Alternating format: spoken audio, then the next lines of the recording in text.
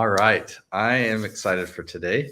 We are in Florida, and so it's a different time zone. And at 3 a.m. East Coast time, I woke up this morning ready to build this live stream station.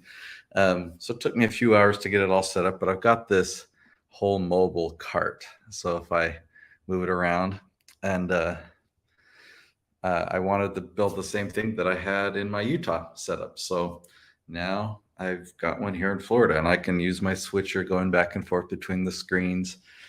Obviously, we're on DSLR camera so that you can, see this blurred background until I walk into a table there. But we've got a good list of questions. In fact, a couple people submitted some lengthy questions, but we got some additional ones as well, and they're all great. This is the opportunity for you to get free coaching.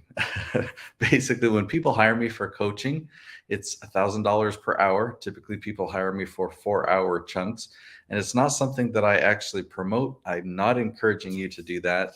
What I'm encouraging you to do is take advantage of this right here. Submit your questions during the week, asknate.net, or during this live stream. You can submit your questions there, and I will be able to answer those on the live stream. You don't have to pay the money for the coaching because you're getting coaching right here. So I'm going to jump right into the questions. So right here, we've got Zach from Utah, and we're going to get a few different questions asked from Zach. Let's see, let me turn on my, let's see. Oh, that's on, perfect. Okay. So Zach says, I have a channel, Case Digital, that's focused on teaching people how to program. I've been following your leaf strategy for probably about the last year. It's great, by the way. I haven't been as consistent as I should, but it definitely works. So appreciate hearing that, or for you sharing that. He says, how does one go about choosing the products they could offer to their community as well as the pricing of the products? So there's a few different questions that Zach has asked. So I'll cover that one first. Like, how do you create the products and choose the pricing? Man, that's a deep question. It's like basically saying, I'm not an entrepreneur yet. I don't have a business yet. How do you do that? How do you become an entrepreneur? How do you pick your products? How do you know what to sell? And how do you price them? So how do I answer that in such a short amount? I feel like I've got a lot that I can share. It's just it's condensing it. So really, how you choose a product to sell is just based on a need. If you have a solution that you can offer to somebody, or if you have a something that speeds something up, or basically you're solving a problem, you're making things easier, you're making things more fun, right? In the case of, you said your community was teaching people how to program, right? So, to me, it sounds like a course, right? It sounds like a course. And I know later on in your comments, you talk about that there are course programs like Udemy or different things. So how do you create a course? But like there's schools, there's universities, there's community colleges that teach people how to program, and they've created, a whole curriculum around it. They've got a lot of tuition. So people pay tuition because they lead them to a result. So it's not just like, there's a lot of tutorials that are for free on YouTube. And I'm putting out my content here, on YouTube right now. All this month, I'm putting it out on YouTube for free. But I also sell courses, and I have programs where I help people and I assist people. I hold their hand and help them get results. So you've got experience in computer programming. What could you help somebody do, right? What could you offer that is a different solution than what a university offers or what these courses offer? Like, what could you provide that would help somebody because of your experience? If somebody came to you and they wanted your specific guidance saying, hey, help me out.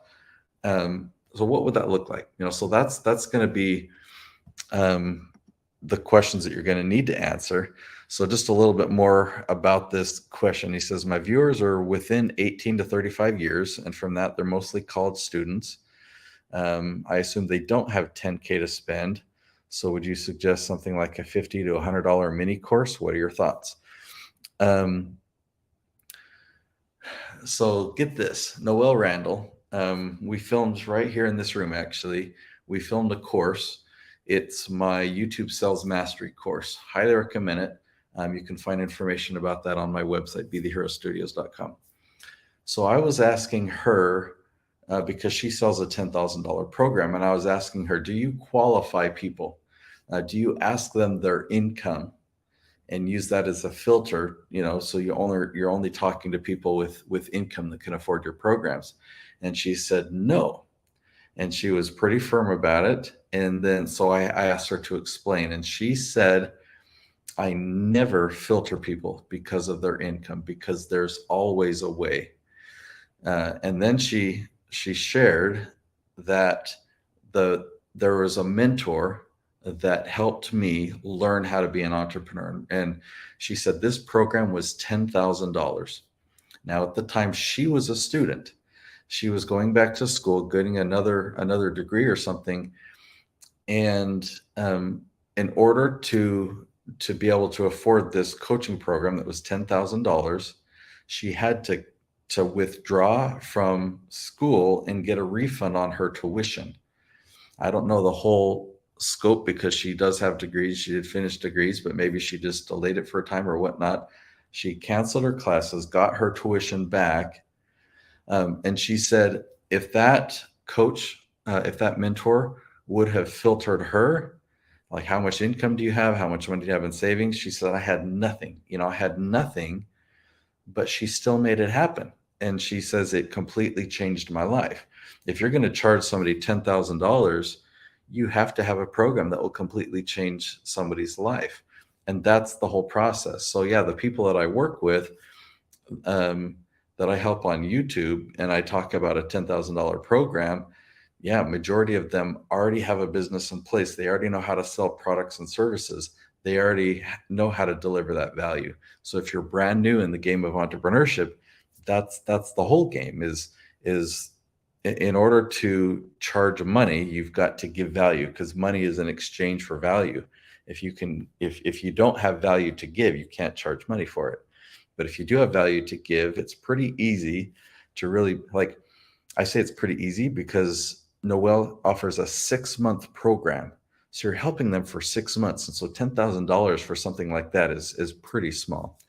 Okay, let's come back to, let's see, I think you had one more slide. He says, in the programming software development community, a lot of things are online and open source. People try to get things for free.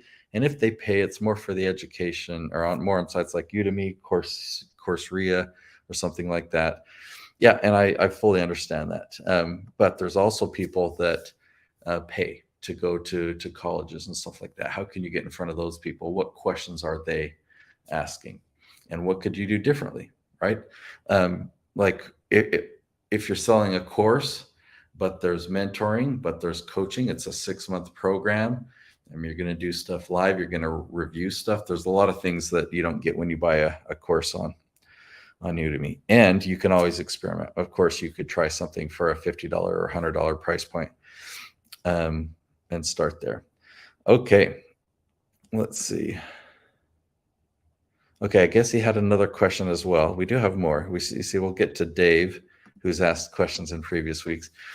Okay, he says, do you help your clients build their value ladder from newsletter to the high ticket item, or do your customers usually have those high ticket items, courses, and do you help build your channel around those? So the answer is yes. Most of my clients come to me, they already have those things in place. I don't have any way that I help people create their high ticket items. But that is something that in the coming years, I'm going to start, well, in 2023, I'm going to be putting out a lot more content on YouTube that's on the entrepreneur side. So right now we're talking all about YouTube. In the month of February, it's all about video and videography and filming. So, the technical side of YouTube. And then after that, we're stepping into a lot of entrepreneur topics. And so who knows, maybe I'll have some programs to offer down the road from there. All right, so let's go to Dave, British Columbia, Canada, but he's currently in Mexico. He says, I have a podcast that I've created for a YouTube channel. Or let's say I've created a YouTube channel for the podcast, and this is what I'd like to focus on for efficiency. I love efficiency. So, for example, he wants to keep posting his weekly podcast episode on YouTube and then add in my strategy. So let's talk about that, okay?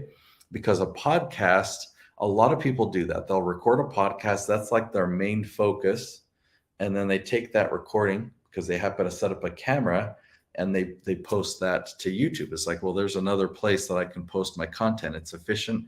I'm kind of killing two birds with one stone. It typically doesn't perform very well. If you don't have any other content on YouTube, you don't have anything to compare it to. But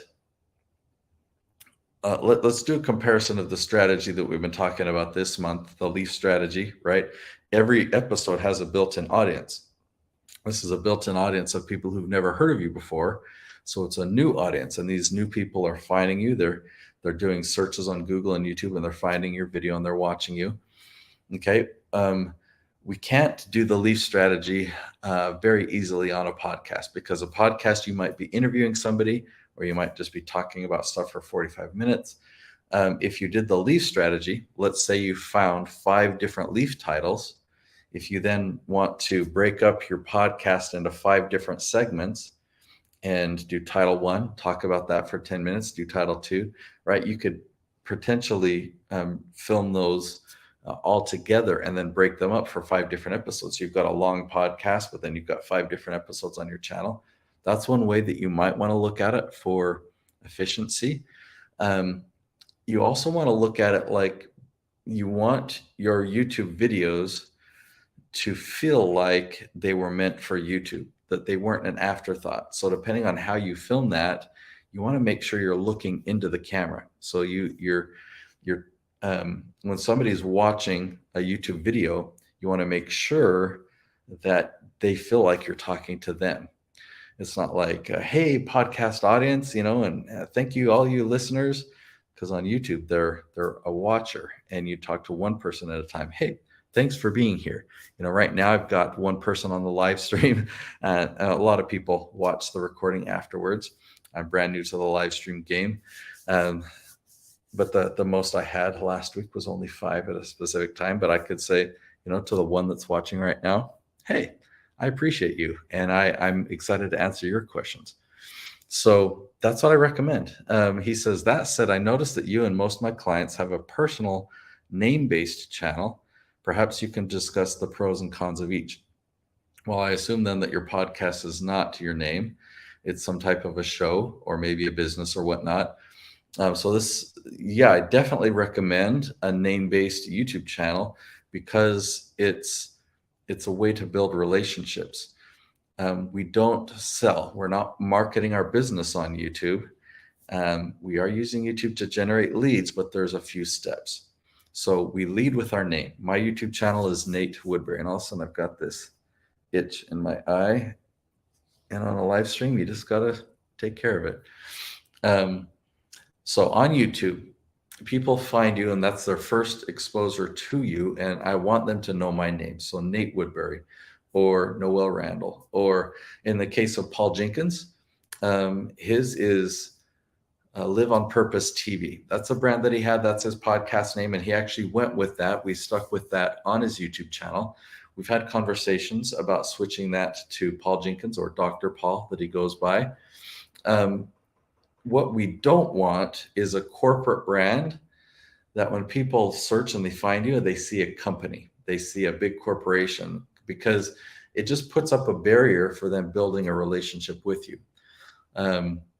So Live on Purpose TV, that doesn't sound too much like a corporation. So it's kind of in the middle. If you've got corporations over here and your name and a personal brand over here, there's a middle ground. Okay, there's a middle ground, and you can make that judgment call. Back in the day when I produced Chris Crone's channel, I used to own that channel actually. We started out and we called it RE for real estate, RE Investor TV. And we went with that. And then actually he changed his brand. He had Limitless. So we changed the name of the channel to Limitless TV. And under that name is where it took off. Again, I was still actually the owner of that channel. And then eventually Chris became a 50-50 owner. And then eventually I sold the rest of it to him. Okay, it was Limitless TV for a while. And then the channel grew and took off. And then we realized, you know what? We are missing out on a big opportunity here. The channel should be named Chris Crone. Chris was the star of the show.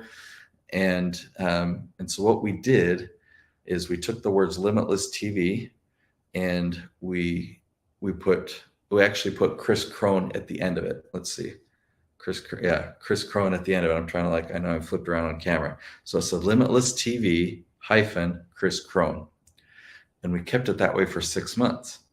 And then at the end of 6 months, actually 3 months, we switched it. Then it said Chris Crone - Limitless TV. And at the end of those 3 months, we then just got rid of Limitless TV. So it was just Chris Crone. So we took a 6-month period to make that transition because you can really build your name and build a relationship. That's the word I was looking for. Sorry that I kept this slide up here the whole time, but hopefully that answers your question.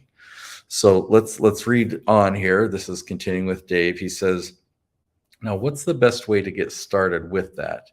Let me go back because, the pros and cons in each, how would he do his keyword research strategy, I guess is what he's asking. So his topic is how to raise private capital for real estate investors.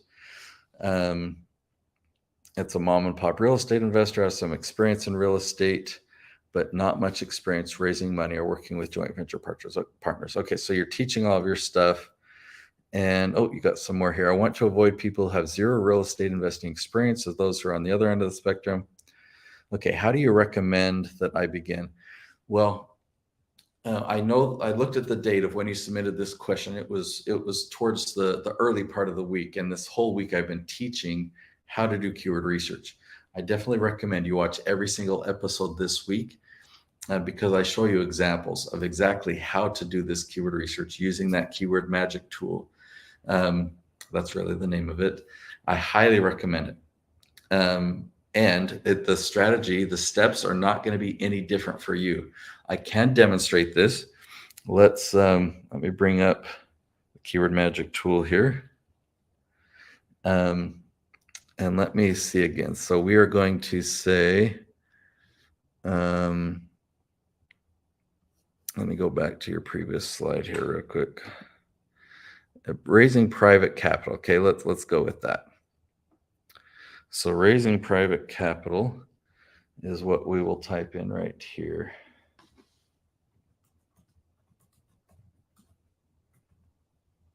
I don't know if I spelled capital correctly. Yep, with an A. Okay, so then again, I'm going to turn on the questions button and I'm going to come and turn on the word count filter up to 8. So I've not done this search before. And right off the bat, we find a couple. Now, this isn't a huge list, but how to raise capital for a private equity fund, or how to raise private capital for real estate, or how to raise capital for a private limited company. So if that one applies, you would check that one. If that one applies, you would check that one. Then you hit copy and paste them over into your spreadsheet. So there's a lot of different ways to, there's a lot of different terms you could put in there and modify that and really find your target audience. So you asked a lot of questions in there about, I don't really want people that are new to this, but people need to have, this or that type of experience or not. And the question that they are asking kind of lets you know where they're at. And so you can specifically direct your keyword research to find the questions that your target audience is asking. At the same time, even if somebody's a beginner, I wouldn't say that you should avoid talking to them. Like, talk to your main audience, but if a beginner comes and watches your video, that's okay. that's okay. Just make sure that you're talking to your main audience and answering their questions. You might find that you do have a lot of experience, and because this content on YouTube is free, it's not going to hurt you to answer some of those questions to help out the beginner and help them along. How long does it take them to gain the experience that then they're going to be a fit of working with you? Um, maybe that's 6 months. Well, they could watch your videos on YouTube for 6 months, build a very strong relationship with you, and now they're ready to work with you. Okay, so let's come back to your question here. Yeah, I think you're basically just asking, how do you get started with the keyword research? So, how do you recommend I begin? Thanks in advance. Won't be able to be live on the call, but I will watch the replay ASAP. So hopefully that answers your question. And again, watch the episodes that I posted this week. Maybe you already have part of your question answered, but you're just going to dive into that keyword magic tool and type in the questions and type in the topics, and you'll be able to find the questions that your target audience is asking. That's exactly what you do. All right, so let's go to Santa at the North Pole. Notice at the very end of his message, he says, I'm not really Santa. Okay, so not really Santa. Your question is, I have a somewhat popular channel talking about Kodi TV, which I was not familiar with, so I Googled it, and it looks like it's some type of a streaming software. He says it's controversial, so I'm like, okay, does this software help you get access to free shows? I don't know. He says, because it was controversial, I did not continue to make new videos. I would like to continue. How do I continue with something different on the same channel, but not lose the same kind of audience? I also struggle with coming up with new ideas. Okay, well, the new ideas and struggling with that's the leaf topic, the leaf titles. You've got to do keyword research. You'll find hundreds and hundreds of topic ideas that way. Now, you can change the direction of a channel. I'm actually doing that right now. It's a lot of work. I'm working to do that right now on the Nate Woodbury channel. I launched some videos that I've talked about before. I've launched some videos about why I hire people in the Philippines. And I built a big audience. I got millions and millions of views from people in the Philippines wanting me to hire them, not entrepreneurs that were looking for business advice, or not businesses that wanted to create YouTube channels. So I've had to turn off a lot of those videos. I've also gotten traction from different clients that I've interviewed. I interviewed Paul Jenkins on some parenting topics, and my what do I call her? Eugenia, what's her title? She's my wardrobe stylist. We did some videos on even how to use a steamer to steam your clothes. Those videos have done well on my channel, but they're not my right audience. And so I've taken a lot of those videos down to really hone in and say, okay, the audience that I want to build on my channel are these business owners or entrepreneurs. And it's going to take me about 6 months to turn it around. The series that I'm doing right now in December is actually not a part of that strategy to turn it around. Neither is the series that I'm launching in February. But starting in March, for about 4 months, I've just got a whole bunch of leaf titles. And when I say 4 months, that's the minimum that I expect that it will take to really turn my channel around and get it back to the right audience, growing with the audience that is my ideal audience. So hopefully that makes sense. That like what your channel already does have value, and you've already got an audience. And so if you're going to change an audience, you might consider, is my camera, this display on my camera to shut off, but it seems like we're still live streaming. So good. If the audience is the same, do you have another topic that you can share with that same audience that's not as controversial? Or is the new topic you're going to be talking about, is it actually for a different audience? If that's the case, you might just start a brand new YouTube channel. It's easier to start a new channel and just take off with a new topic than it is, because you say you've got, it's somewhat popular. So you must have a certain number of subscribers, and you're not really wanting to give that up. Well, the subscribers are built around a certain type of content, and you've got a certain community that wants that. Yeah, you're just gonna have to experiment. You're gonna have to experiment with that. Um, yeah. So hopefully that answers both your questions. Let's see. The next question, Dylan. Dylan has returned. How do you know when you're ready to take on more competitive keywords like Nicoline has done? Okay, the quick answer, and then I'll show you. Okay, the quick answer is you just need to have momentum. You need to have your channel really starting to pick up in volume of views. And when you look at the data, you see, wow, this is totally coming from search. So let me show you. All right, so I'll come over here, turn that on so I'm still on the screen and can say hi to you guys.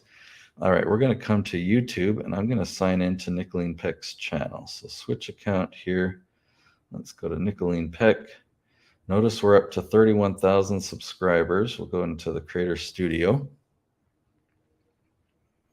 All right, 31,105 subscribers. And we get to put her on the spot because her last episode launched yesterday is a 10 out of 10. Ouch. That happens. Okay, so let's come here to analytics. I'm going to show you, if we go to, let's see. Yeah, YouTube moved it around. It's under content now, and it's down here. How viewers find your videos. You'll notice we'll call that 31%. So 31% of her views are coming from search. Okay, now 31%, what is that? So let's come back to this overview. Well, we can see it right here. In the last 28 days, she's had 67,000 views on her channel. So when you're getting many tens of thousands of views in a month, and then you know that the majority of that is coming from search, that's when you know that you're ready to take on more competitive keywords. And I just realized you might have seen a shrunken, let's see. When I went over here, I wondered, did you see the full screen, or were you only seeing it small? So I'll show you this again on big screen, depending on if I did that wrong. So 67,000 views in a month, and 31% of that is coming from search. That's when you know. That's when you know. Okay. So again, the question you asked is how do you know when you're ready to take on more competitive keywords? Another way to know is if you've really exhausted, meaning you've made hundreds of videos on topics that are within the 10 to 100 range in search volume. For those of you who don't know what we're talking about here, watch the rest of the videos in this course, because I go into a lot of detail on this, but I know Dylan has gone through these videos. And in Nicoline's case, we had probably been in the 350 video range before I felt she had kind of graduated from that strategy and could go after more competitive keywords, or even go after topics that are more targeted to suggested traffic, more magazine headline type titles and topics. About 350 videos in was where we were on that. Okay, Joel in California. All right, this is a good question, kind of a different topic, so I'm glad. Thank you for asking this. Since you use and recommend using a video logo in your videos, what is the benefit? In my experience, video logos are a retention killer and have seemed to lose their place on YouTube. Are there measurable results that outweigh the inherent retention drop during that 6 to 8 second clip? Thanks. All right, so that's a big deal, and that's something that you could certainly experiment with. And when I say that's a big deal, I mean, if you want a high retention rate, the beginning of a video, it typically always has a drop in retention. You start out at 100, of 100% of people that click on your videos, what it's tracking, but very quickly it drops down to, all the way through the 90s, down into 80s, down into the 70% range, 60% range. That's very common for you very quickly go from 100 down to like 60 something percent. And then what if you have a video logo that sends more people away and you're down into 50%? You've already gotten rid of 50%. So it totally makes sense what you're asking here. And the reason that we use the 6 to 8 second length for our video logo, or other people might call that an opener, 6 to 8 is pretty short. Okay, it's pretty short. I've seen a lot of openers that are a minute long, which, some channels I watch will still have a long opener. I just hit the forward arrow button. So on YouTube, you hit that button, it jumps ahead 5 seconds. If you're on your phone, it actually jumps ahead. You double tap the right side of the screen and it will jump ahead 10 seconds. So every time you do that on your phone, it jumps ahead 10 seconds. Or on my MacBook, the arrow key jumps ahead 5 seconds. So I can just go 5, 10, 15, 20, 30, 25, 30.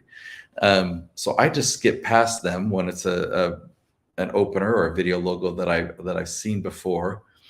And I kind of hope other people do that. If people do that, you'll see, retention will go down, but then back up because they're just skipping ahead of it. So less people actually watch it. 6 or 8 seconds. That's the reason we are short. So these are, we've kind of talked about the cons. Is like, well, if you have a video logo, what if people leave?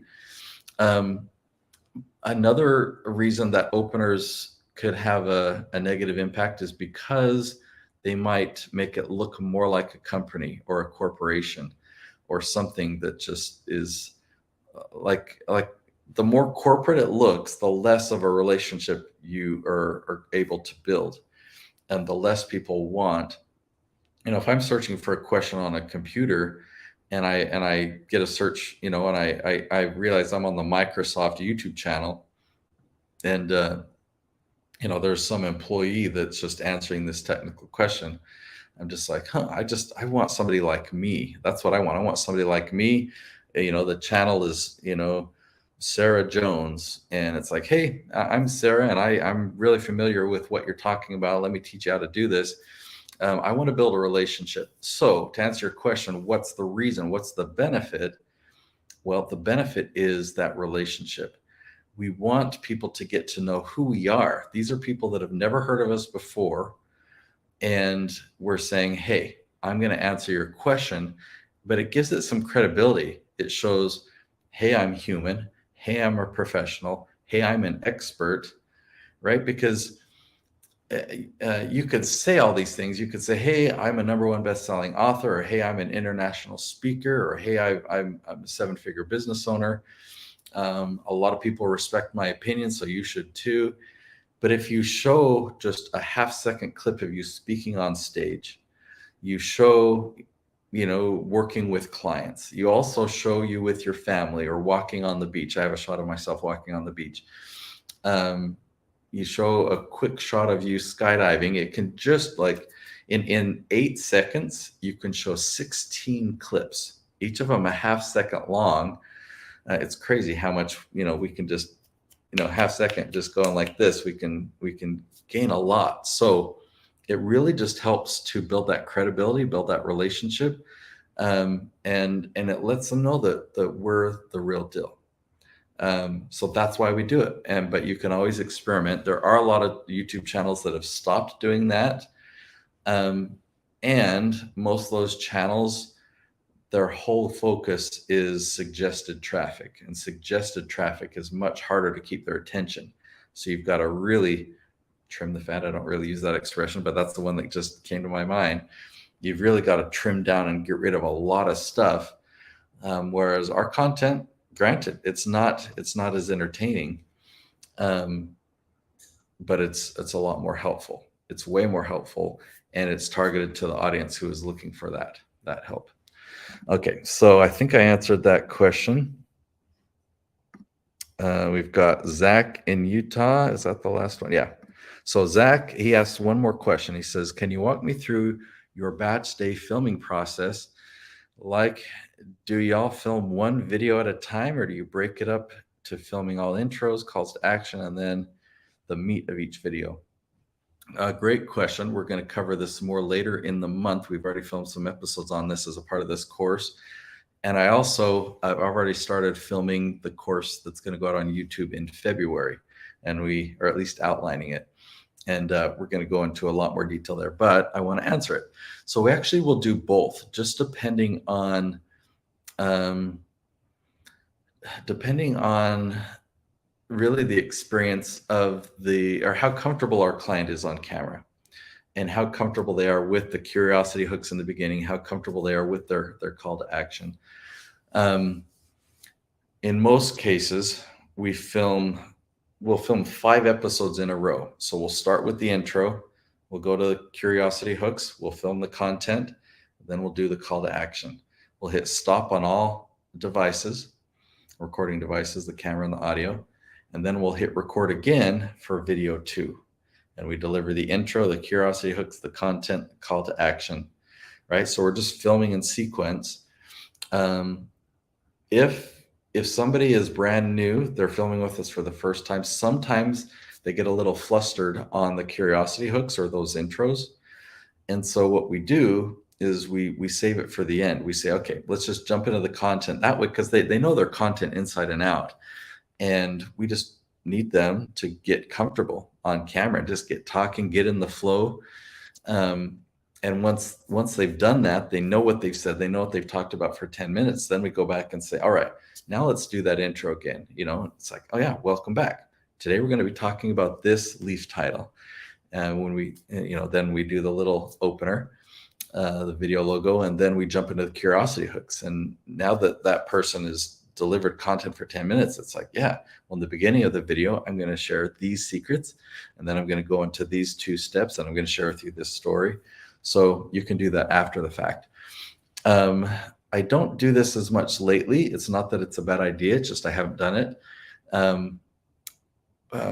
remember with Paul Jenkins, we used to film at his office, and we filmed all the content in the office, but then we saved the intros and outros for later because we would go outside. We'd find, a beautiful tree to stand in the shade of, or there was a park nearby that we drive to and film kind of underneath the pavilion. We just wanted to match I wanted him to be in the shade and kind of have some of the background in the shade. But we even went down by the river one time, I remember, and we just had a good mic. But we'd do all the content in his office, but we'd have notes of everything, and he'd take the notes with us when we went outside, and we would film the intro and the close. And so the video would start out, you'd see Paul outside, and then you do the content, and then you'd see, in the office, and then you'd see Paul outside again with that close. So, yeah, the reason for doing that is if you want to mix up the locations or something, definitely you can film them, separately. But otherwise, we do a straight flow episode 1. It keeps things easier that way in terms of file management.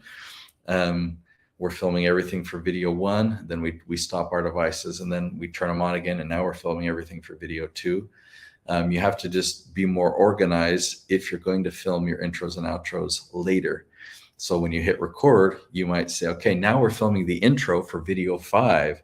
Okay, now we're filming the close for video 5. All right, now we're filming the intro for video 6. You might film, intro and outro for video 6 together and say, okay, we're filming the intros and outros for video 6. That way you can go back and put that in the same folder as the main content for video 6. So hopefully that was helpful. I appreciate all these questions, but it's not for me. This didn't help me. I hope that it was helpful for you. I hope you're taking advantage of this. I really hope, and I love hearing in some of the comments that we, like one of the comments that we read in there, that you guys are implementing this, that you're using the LEAF strategy, that I'm excited to jump into more topics in coming months on the entrepreneurship side and helping you build your business, helping you become an entrepreneur and succeed. I've been in business now for 13 years with this company. The first 8.5 years were a financial roller coaster. It took me a long time to figure it out. I mean, I right from the beginning, I had what I thought was a successful business, but it was ups and downs financially, and I had to just continue to learn and iterate and and turn experimentation finally into wisdom. And after 8.5 years is where I learned what real profit was. I thought that profit was you're covering your expenses and you're covering your own like paycheck. So I had an income, and I thought that that was a profitable business because I had a business that was providing my livelihood. I could cover my overhead, I could pay my team, and I could pay myself. But that is just paycheck to paycheck. That's not a profitable business. A profitable business means you have money on top of that, and you have money that could go into savings, or you could invest for future growth, or it gives you flexibility. And there were, I started making profit where month after month, my bank account just kept growing and growing and growing, and I didn't need to spend any of it. And I'm like, oh, that's what profit is. Ah, and you get to a point where it's like, I want to make a big move in my business, and I don't have to go get a loan for that. I could take a chunk of the savings and invest it over here. And obviously I'm doing that because it's going to increase the revenue. It's going to grow the business. So I'm really excited to go into more of details like that in the coming months of 2023. All right. So keep watching. What are we, halfway? I don't know. We've got all next week leading up to Christmas, and then the week after that leading up to New Year. So we've got amazing content that I hope you will consume and that you'll internalize and you'll act on. And as you're watching those, go to asknate.net and submit your questions. That reminds me, are there any new questions? I'm going to jump over to a tab here and see if there's any new submissions. And there are not. So we covered all the questions. Now I need to come back here to StreamYard, where I'm streaming this from, and end the broadcast. We will talk to you guys next week.